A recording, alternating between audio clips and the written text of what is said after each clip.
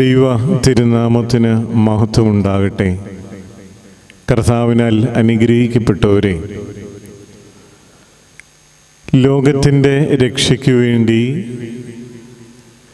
ദൈവം മനുഷ്യനായി അവതരിച്ച വലിയ പെരുന്നാളാണല്ലോ ക്രിസ്തുമസായി ലോകം മുഴുവൻ ആഘോഷിക്കുന്നത്.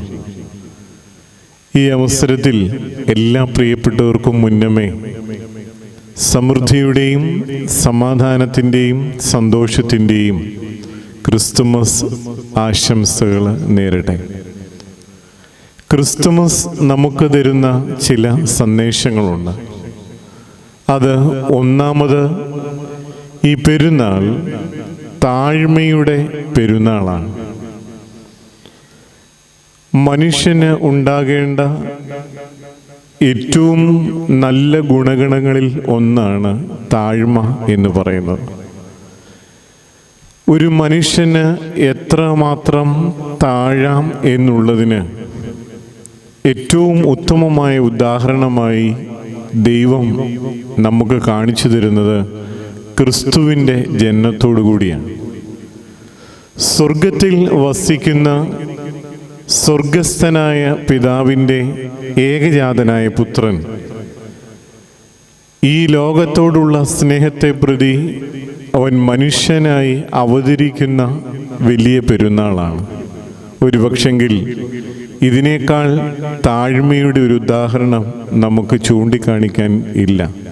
സ്വർഗം ഭൂമിയോളം താണുവന്ന പെരുന്നാൾ.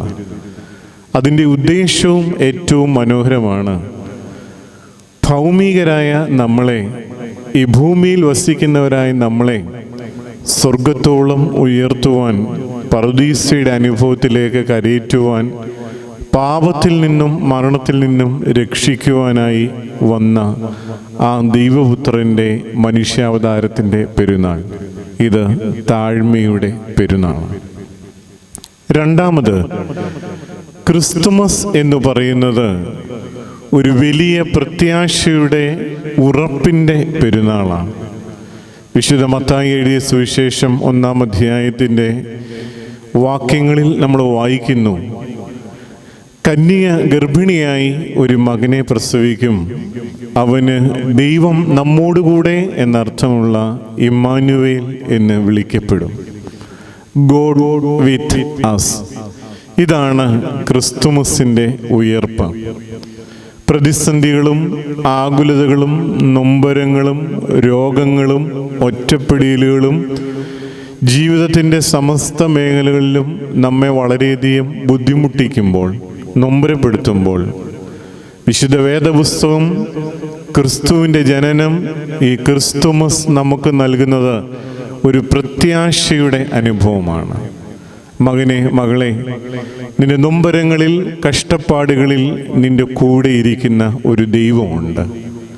അവൻ്റെ പേര് ഇമ്മാനുവേൽ എന്നാണ്.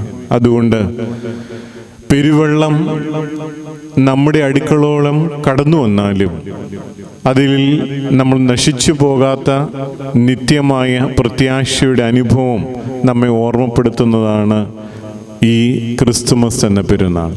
അതുകൊണ്ട് ഏതൊരനുഭവത്തിൽ കൂടി കടന്നുപോയാലും ദൈവം നമ്മോട് കൂടെ ഉണ്ട് എന്നുള്ളത് നമ്മുടെ ജീവിതത്തിന് വലിയ സന്തോഷവും സമാധാനവും നമുക്ക് പകരുന്നതാണ്. മൂന്നാമതായി, ക്രിസ്തുമസ് എന്ന് പറയുന്നത് പ്രകാശത്തിൻ്റെ പെരുന്നാളാണ്.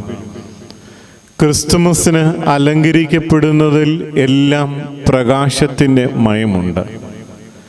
സ്റ്റാറുകൾ നമ്മൾ അലങ്കരിക്കുമ്പോൾ, അതേപോലെ തന്നെ ക്രിസ്തുമസ് ട്രീ നമ്മൾ അലങ്കരിക്കുമ്പോൾ, ലോകം മുഴുവനും ക്രിസ്തുമസിനെ വരവേൽക്കുന്നത് ഈ പ്രകാശത്തിൻ്റെ വലിയ പെരുന്നാളിൻ്റെ അനുഭവത്തിൽ കൂടിയാണ്.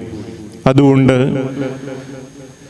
ക്രിസ്തുവിൻ്റെ ജനനത്തിൽ ഉദിച്ച നക്ഷത്രം പോലെ മറ്റുള്ളവർക്ക് വഴികാട്ടിയായി, പ്രകാശമായി, സ്വയം എരിഞ്ഞടങ്ങുമ്പോഴും മറ്റുള്ളവർക്ക് വഴി പകരുന്ന, തെളിച്ചം നൽകുന്ന അനുഭവം നമ്മുടെ ജീവിതത്തിൽ ഉണ്ടാകുവാൻ ഈ ക്രിസ്തുമസ് നമ്മളോട് ആവശ്യപ്പെടുകയാണ്. പ്രിയമുള്ളവരെ, എല്ലാ ആളുകൾക്കും, എല്ലാ പ്രിയപ്പെട്ടവർക്കും ക്രിസ്തുമസ് ഒരു പ്രത്യേക വിഭാഗത്തിന് വേണ്ടി മാത്രമുള്ളതല്ല. വേദപുസ്തകം ഓർപ്പിക്കുന്നത് സകല ജനത്തിനും സകല ജനതയ്ക്കും ഉണ്ടാകുവാനുള്ള സന്തോഷത്തിൻ്റെ അനുഭവമാണ്. അതുകൊണ്ട് എന്നെ കേൾക്കുന്ന എല്ലാ പ്രിയപ്പെട്ടവർക്കും ബഥേൽ മാർ ഗ്രിഗോറിയോസ് അരമനപ്പള്ളിയുടെ എൻ്റെ വ്യക്തിപരമായ നാമത്തിലുള്ള എല്ലാ ക്രിസ്തുമസ് ആശംസകളും അറിയിക്കുന്നു. ദൈവം നമ്മെ ഏവരെയും വാഴ്ത്തി അനുഗ്രഹിക്കട്ടെ. Thank you for watching this video. Please like, share and subscribe for my channel, the FOS Media HD.